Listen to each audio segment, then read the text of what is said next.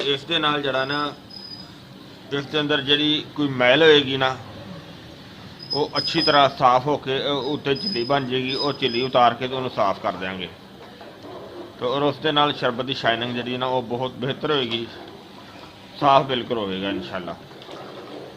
तो और इंशाल्लाह ये बीमारियां वास्ते जड़ियाँ जड़ियाँ तुहानूं कि मैं दसियां ने उन्होंने वास्ते बहुत ही अच्छी और बड़ी ज़बरदस्त आइटम है और बहुत बहुत ज़्यादा दफ़ा आजमाई हुई है।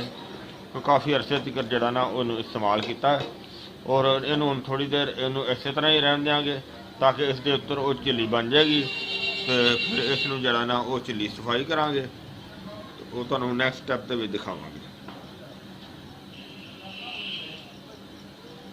हाँ जी, हुण तुहाडे सामने देखो कि काफ़ी उबाल जड़ा ना शुरू हो गए ने तो वह मसाला टाटी लगाने के नाल जड़े ना देखो एक माइल जड़ी ना होंदी वो एक साइड ते जड़ी वो सेफ हो गई। इन्हूं असीं हुण उतार के ते इहदी सफाई करांगे।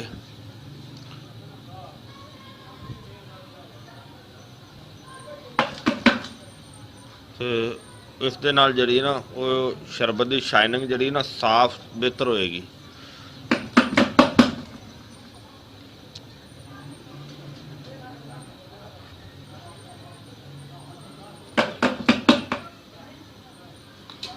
इहदे नाल बहुत बेहतर हो जाएगी।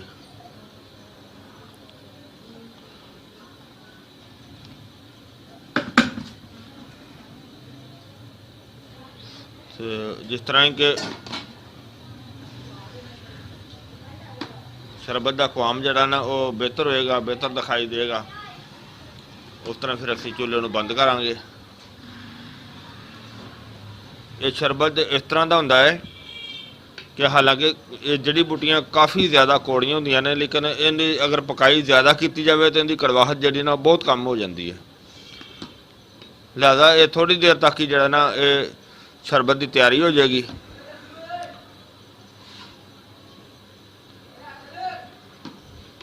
क्योंकि काफ़ी बेहतर हो चुका।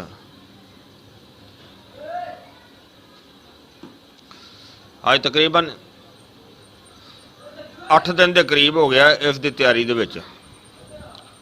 बहुत ज़्यादा मेहनत होंदी है इस शरबत ते क्योंकि जड़ी बूटियां नूं जिन्ना ज़्यादा भगोया जाए, जिन्ना ज़्यादा टाइम दिता जाए, जिन्ना ज़्यादा बॉयल किया जाए उन्ना ही ज़्यादा इन्हां वास्ते बहुत बेहतर होंदा है।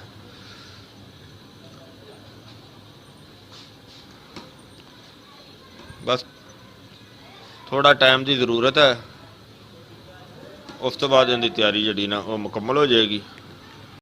हाँ जी, तुहाडे सामने यह जी असीं हुण तैयार करने माशाअल्लाह इहदा कवाम जड़ा ना काफ़ी हद तक बेहतर हो गया। इहदा कवाम की तैयारी हो गई। हुण असीं इहदा कवाम इनू फिर दोबारा कपड़े च पुन के तो इनू असीं फिर इस्तेमाल करांगे। लेकिन इस तो इलावा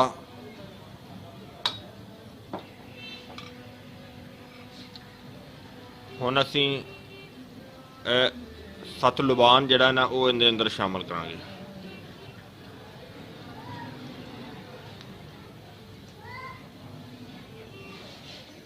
सत लुबान वो शामिल कर दिता।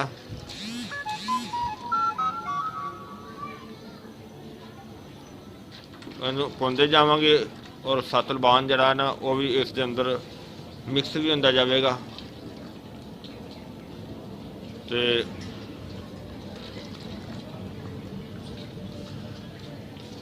क्लीयर भी होंदा जाएगा। सत लुबान का यह फायदा होंदा है एक तो वैसे भी काफ़ी बीमारियों वास्ते बेहतर होंदा है, दूसरा इनका शरबत के बारे ये काम है कि शरबत को खराब नहीं होने देगा।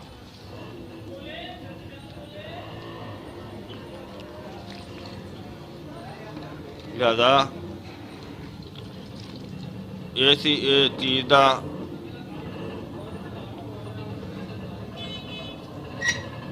तुहाडे सामने सारा प्रैक्टिकल तुसीं देखिया।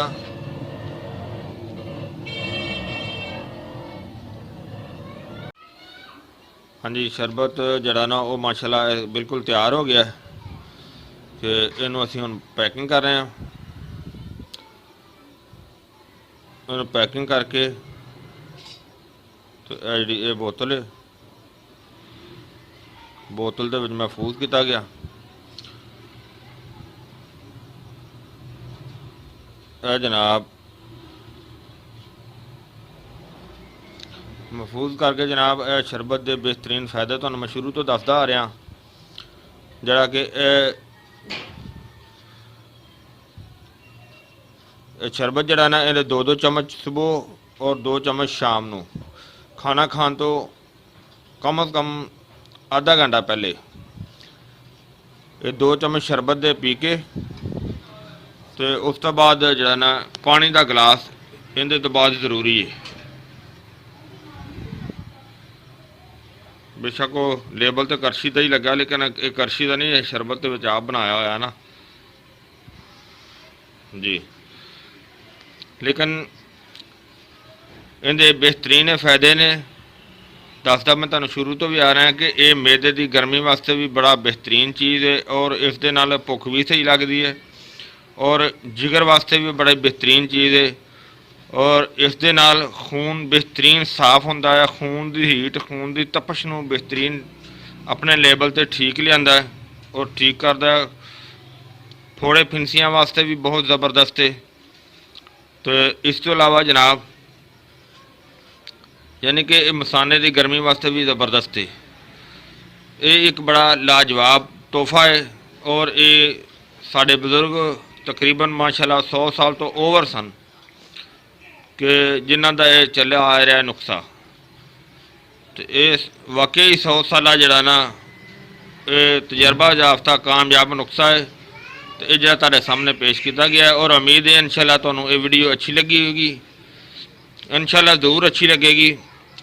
और मेहरबानी करके लाजमी इनू लाइक भी ज़रूर करियो, शेयर भी ज़रूर करियो और इनू सबसक्राइब जी ना वो लाजमी खुद भी करियो सबसक्राइब और दोस्तों भी कहा जाए कि सबसक्राइब करना और शेयर करोगे तो सदका जारिया है, ताकि होर दोस्त भी जड़े ना उन्होंने भी काम आ सके, वो भी अपने मसले नू इस चीज़ नू देख के हल कर सकन ते ताकि अपनी सुकून की ज़िंदगी जड़ी ना वो गुजार सकन। तो लाइक करना और शेयर करना और सब्सक्राइब करना बिल्कुल ना भूलिएगा। अगली वीडियो नाल फिर मिलांगे। हुण इजाज़त चाहते हैं। अल्लाह हाफिज़। अस्सलामु अलैकुम वरहमतुल्लाहि वबरकातुहू।